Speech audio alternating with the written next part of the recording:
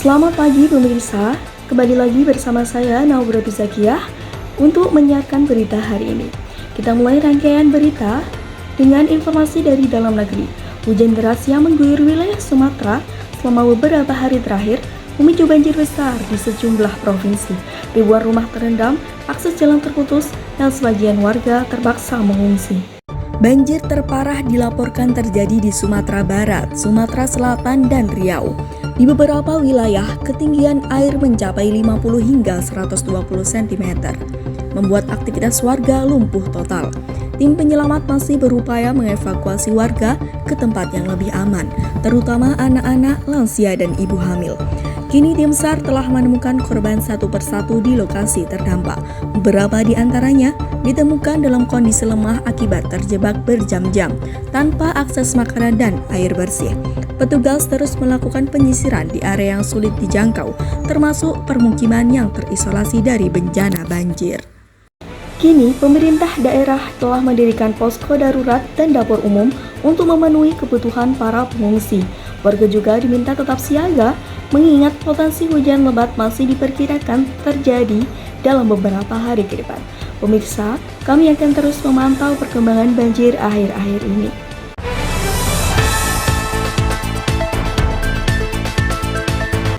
Pemirsa, kita beralih ke perkembangan internasional. Situasi di Palestina kembali menjadi sorotan dunia setelah serangan udara terbaru menyebabkan meningkatnya jumlah korban sipil, termasuk perempuan dan anak-anak. Organisasi kemanusiaan menyebut kondisi di lapangan semakin memprihatinkan. Serangan terbaru dilaporkan menghantam kawasan permukiman di Gaza bagian utara.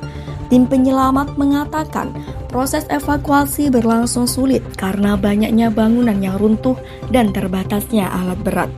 Ledakan yang terjadi berturut-turut juga menyebabkan jaringan listrik dan komunikasi kembali terputus. Selain serangan yang terus berlangsung, Palestina kini menghadapi ancaman kelaparan yang semakin memburuk. Banyak keluarga hanya bisa mengandalkan sedikit makanan yang tersedia. Lembaga kemanusiaan melaporkan bahwa sebagian besar warga, terutama anak-anak, mengalami kekurangan gizi. Pada saat yang sama, Dewan Keamanan PBB dijadwalkan mengadakan pertemuan darurat untuk membahas langkah penanganan situasi tersebut. Masyarakat internasional terus menekan agar jalur bantuan dibuka lebih luas untuk mengurangi dampak kemanusiaan yang semakin parah. Perkembangan di Palestina masih akan terus kami pantau.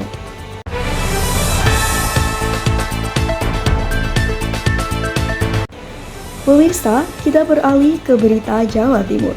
Aktivitas lahar dingin Gunung Semeru kembali meningkat setelah wilayah sekitar puncak dan lereng diguyur hujan deras.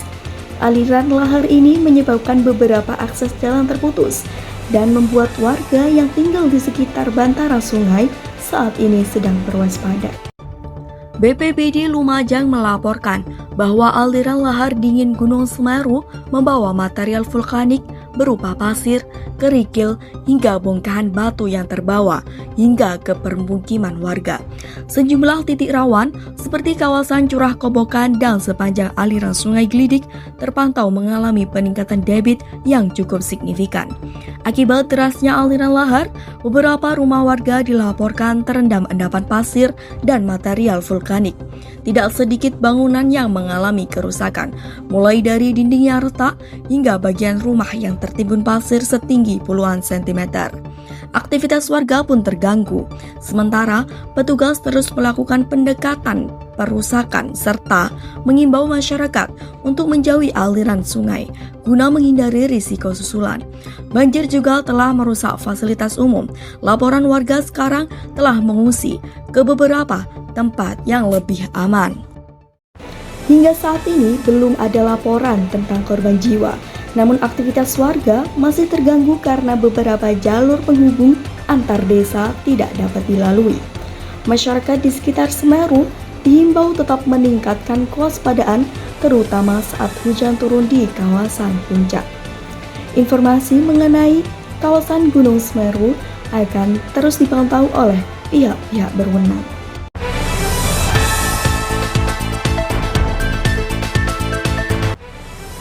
Pemirsa, kembali lagi dalam berita luar negeri. Dubai jadi sorotan usai aksi unik viral di media sosial. Dalam video dari akun Yahya Mardalsahi, terlihat seorang pria berdiri di puncak menara Burj Khalifa dan melemparkan lembaran uang ke udara. Warganet pun menyebutnya sebagai hujan uang di Dubai. Dilihat dari rekaman yang ada, ratusan orang di jalanan langsung berebutan menangkap uang yang berterbangan. Banyak pengendara berhenti hanya untuk melihat momen langka itu. Suasana kota mendadak ramai dan penuh tawa warga. Tak lama kemudian, pria itu muncul bersama YouTuber Jack Paul. Ia terlihat membawa tas besar berisi uang yang banyak dan ikut melemparkannya ke bawah sambil tertawa bahagia. Pemandangan uang berterbangan di langit Dubai ini merupakan aksi yang bikin warganet heboh.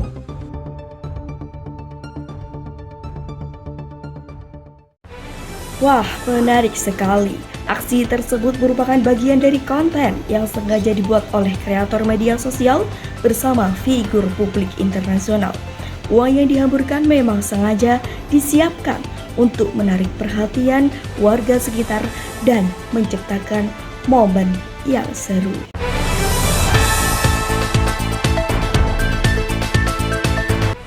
Pemirsa, kita beralih ke isu lingkungan. Kondisi hutan di sejumlah wilayah Sumatera kini kian memprihatinkan. Maraknya penebangan liar serta alih fungsi lahan yang tidak terkendali menyebabkan ribuan hektar hutan kehilangan tutupan vegetasi dan berubah menjadi kawasan gundul. Hilangnya hutan sebagai daerah resapan air ini berdampak langsung pada meningkatnya risiko bencana alam seperti banjir dan tanah longsor. Terutama saat musim hujan tiba, sejumlah daerah yang sebelumnya jarang terdampak bencana kini mulai merasakan genangan air hingga longsoran tanah yang mengancam permukiman warga sekitar. Selain memicu bencana, kerusakan hutan juga berdampak pada keseimbangan ekosistem dan kehidupan masyarakat sekitar. Warga mengeluhkan menurunnya kualitas air sungai, berkurangnya hasil pertanian, serta meningkatnya suhu lingkungan akibat berkurangnya pepohonan. Berdasarkan pantauan di lapangan, kawasan hutan yang sebelumnya menjadi daerah resapan air kini berubah menjadi lahan terbuka tanpa vegetasi. Kondisi ini membuat air hujan tidak terserap secara maksimal dan langsung mengalir ke permukiman warga.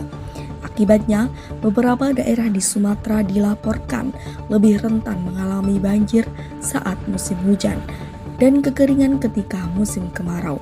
Warga sekitar juga mulai merasakan dampak berupa menurunnya kualitas lingkungan dan terganggunya sumber mata pencaharian bagi warga sekitar. Kondisi ini menjadi peringatan serius bagi semua pihak akan pentingnya menjaga kelestarian hutan di Sumatera guna mencegah kerusakan lingkungan yang lebih parah di masa mendatang. Pemerintah daerah bersama aparat yang terkait ini berupaya meningkatkan pengawasan serta menindak praktik penebangan liar. Masyarakat juga dihimbau untuk turut menjaga kelestarian hutan demi mencegah bencana yang lebih besar di masa yang akan datang.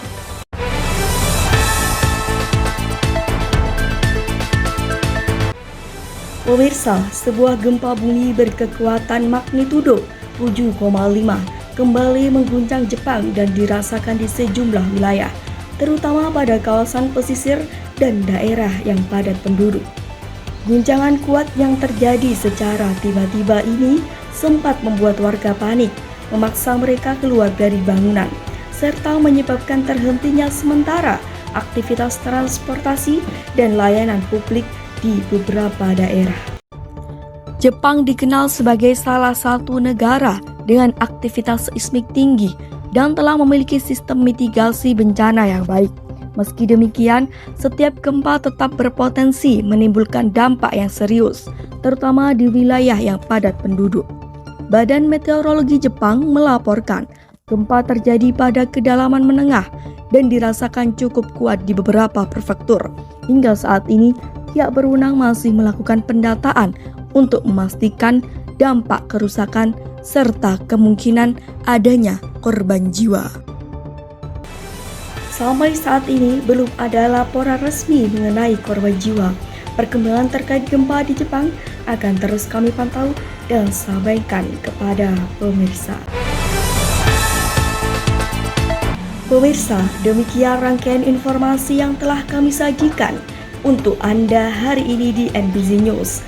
Kami berharap informasi ini dapat menambah wawasan serta meningkatkan kewaspadaan kita bersama terhadap berbagai peristiwa yang terjadi, baik di dalam maupun di luar negeri. Saya Nawa Barirotu Zakiyah pamit undur diri. Terima kasih telah menyaksikan NBZ News. Sampai jumpa pada liputan berikutnya.